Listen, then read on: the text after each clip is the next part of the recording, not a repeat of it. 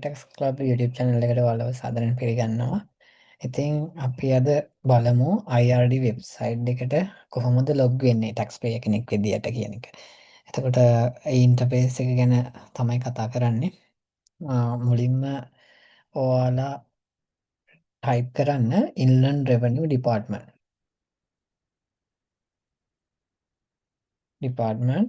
ශ්‍රී ලංකා කියලා. ඇහුවොත් ඔයාලට එයි මෙන්න මේ විදියට හෝම් පේජ් එක. right? එතකොට ඉන්ලන්ඩ් වෙන වෙබ්සයිට් එකට ඔයා ක්ලික් කරාට පස්සේ මෙන්න මේ විදිහේ ඉන්ටර්ෆේස් එකක් එනවා. සමහර වෙලාවට ලැන්ග්වේජ් එක සිලෙක්ට් කරගන්න ඒ ඉනිෂියලි ලැන්ග්වේජ් එක මොකක්ද කියලා. එහෙම ලැන්ග්වේජ් එක සිලෙක්ට් කරගන්න આવොත් ඔයාට ප්‍රිෆර්ඩ් ලැන්ග්වේජ් එක ගොඩක් වෙලාවට මම රෙකමන්ඩ් කරන්නේ ඉංග්ලිෂ් සිලෙක්ට් කරන්න පුළුවන් නම් හොඳයි.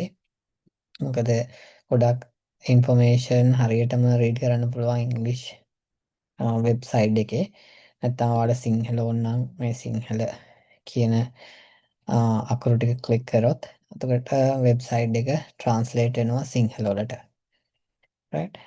එතකොට ටැමිල් කෙනෙක් ටැමිල් වලින් රීඩ් කරන්න කැමති කෙනෙක් නම් ටැමිල් ක්ලික් කරොත් ඒක ට්‍රාන්ස්ලේට් වෙනවා ටැමිල් වලට. එතකොට හැබැයි ඇකියුරසි එක ගැන මොන විදිහේ සිටුේෂන් එකක් තියෙද්ද දන්නේ නැහැ. මොකද ඇකියුරසි එක වල 100% මම රෙකමන්ඩ් කරන්නේ if you can ඔයාලට සිලෙක්ට් කරන්න පුළුවන් නම් ඉංග්ලිෂ් ලැන්ග්වේජ් එක. එතකොට මෙන්න මේකට ගියාට පස්සේ ඔයාට e-services යනවා නම් මෙන්න මේ online written filing platform එකට. එතකොට e-services access to e-service click කරන්න. access to e-service click කරාට පස්සේ ඔයාට වෙනම වින්ඩෝ එකක් ඕපන් වෙනවා access to e-service එකේ තියෙන දේවල්. එතකොට ඔයාට tax file එකක් මුලින්ම හදාගන්න ඕන නම් click on taxpayer registration. එතකොට ඔයාට click on taxpayer registration click කරොත් එතකොට ඒක වෙනම ඉන්ටර්ෆේස් එකකට යනවා. එතකොට වෙනම ටැබ් එකක් ඕපන් වෙලා මෙතෙන්දී ඔයාට tax registration එකක් නැත්තම් tax register කරගන්න පුළුවන්. එතකොට මේක සම්බන්ධව මම වෙනම වීඩියෝ එකක් ගේන්නම් කොහොමද ටැක්ස් රෙජිස්ටර් වෙන්නේ තනි පුද්ගලයෙක් විදියට ඉන්ඩිවිජුවල් ලෝකල් කෙනෙක් විදියට ලංකාවේ ඉන්න තනි පුද්ගලයෙක්ගේ ආදායම් බදු වලට රෙජිස්ටර් වෙන්නේ කොහොමද? නැත්තම් කම්පැනි එකක් පාර්ට්නර්ෂිප් එකක් විදියට ඔයාට අදාළ එක මෙහෙම අපි සිලෙක්ට් කරොත් ලෝකල් ඉන්ඩිවිජුවල් කියලා. එතකොට ඔයාට ඒකෙදි පොප් අප් වෙනවා වෙනම ස්ක්‍රීන් එකක් මෙන්න මේ ඩීටේල් දෙන්න කියලා. right? ජාතික හැඳුනුම්පත් අංකය ඒ වගේ ඩීටේල් ටික දෙන්න ඔයාට පුළුවන්. ඊට පස්සේ මෙතන දැන් ඔයාලට already login එකක් තියෙනවා නම් ඔයා යන්න ඕන individual කෙනෙක් නම් select කරන්න individual taxpayer කියලා and proceed to login දෙන්න. එතකොට ඔයාට වෙනම tab එකකට යනවා. ඔයාගේ tax registration number එක අපි කියනවා TIN කියලා. TIN එක දාන්න පුළුවන්. ඊට පස්සේ ඔයාලට තියෙන password එක ඔයාලට password එක ඇවිල්ලා ඇති post එකේ අංක 14ක් තියෙන password එක ඔයාම ඉනිෂියලි රෙජිස්ටර් වුණාම email එකකිනුත් එනවා. ඒක දාලා ඊට පස්සේ මේ කෝඩ් එක ටයිප් කරාට පස්සේ ඔයාලට පුළුවන් login දෙන්න. එතකොට ඉනිෂියලි අංක 14ක password එක enter කරපු කෙනෙක්ට password එක change කරන්න ඕන. අංක සහ ඉලක්කම් එකතුව 8ක් වෙන විදියට. එතකොට ඒකේ මම ඔයාලට එක්සැම්පල් එකක් ඉස්සරහට වෙනම වීඩියෝ එකක් ගේන්න. එතකොට corporate taxpayer කෙනෙක් නම් මේ corporate partnership taxpayer කෙනෙක් නම් ඒක ක්ලික් කරලා proceed to login දුන්නොත් ඔයාලට යනවා වෙනම ඉන්ටර්ෆේස් එකක්. එතෙන්දී SSID එක තමයි සිලෙක්ට් කරන්න ඕන. මොකද special staff identifiers කියලා SSID. මොකද කම්පැනි වෙනුවෙන් කම්පැනියේ ස්ටාෆ් එකේ accountant වෙන්න පුළුවන්, finance manager වෙන්න පුළුවන්. එතකොට ඒ assistant accountant වෙන්න පුළුවන්. ඒ කම්පැනියේ ඉන්න කෙනා තමයි ෆයිල් කරන්නේ. එතකොට SSID එක මෙතෙන්ට එන්ටර් කරනවා. ඊට පස්සේ password එක ඒ SSID එකට allocate කරනවා. initially SSID 5ක් ඇලොකේට් වෙනවා. ඒක ඩිපෙන්ඩ් කම්පැනි ඊළඟට ඉල්ලන්න පුළුවන් SSID වලට ස්ටාෆ් එකේ 6 දෙනෙක් 5 දෙනෙක් යූස් කරනවා නම් එතකොට එක ස්ටාෆ් කෙනෙක්ට එක්කෙනෙක් වැට් කරන්නේ, එක්කෙනෙක් ඉන්කම් ටැක්ස් බලන්නේ, එක්කෙනෙක් පෙයි ටැක්ස් එක නැත්තම් ඇපිට් එක බලන්නේ කෙනෙක් නම් එයාට අනිවාර්යෙන් වෙනම එකක් තියෙන්න ඕන. මොකද ඇපිට් එක confidential detail තියෙනවා, salary detail. එතකොට එයා ඒක payroll officer කෙනෙක් වෙනම ඉන්නවා. එයාට වෙනම SSID එකක් තියෙනවා.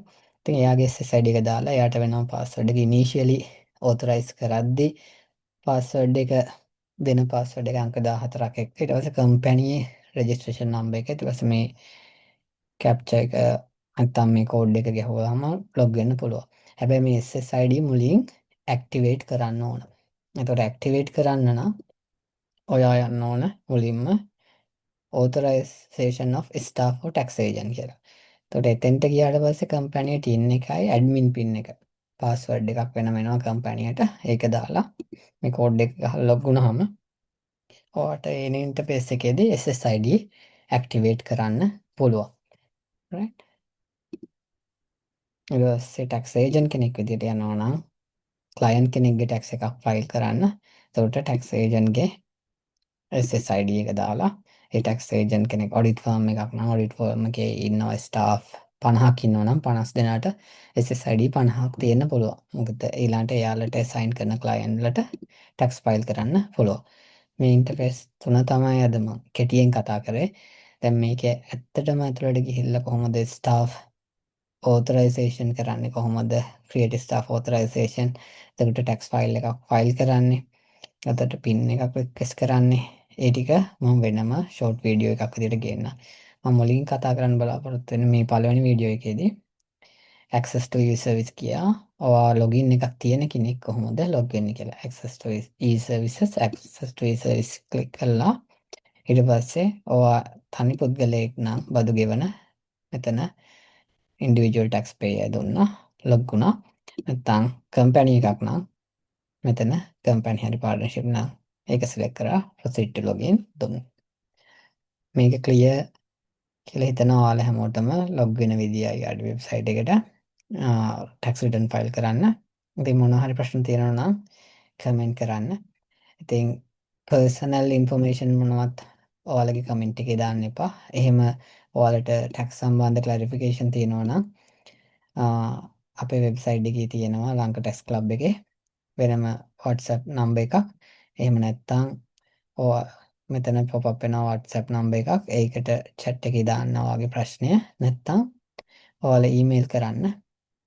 email එක info@lankataxclub.lk කියලා. info@lankataxclub.lk කියලා contact කරන්න පුළුවන් අපිව.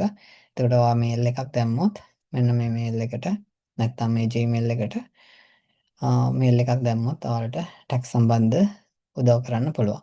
personal information tax සම්බන්ධව ඔයාගේ ආදායම කොච්චරයිද ඒ දේවල් මේ වීඩියෝ එකේ යට දාන්න එපා.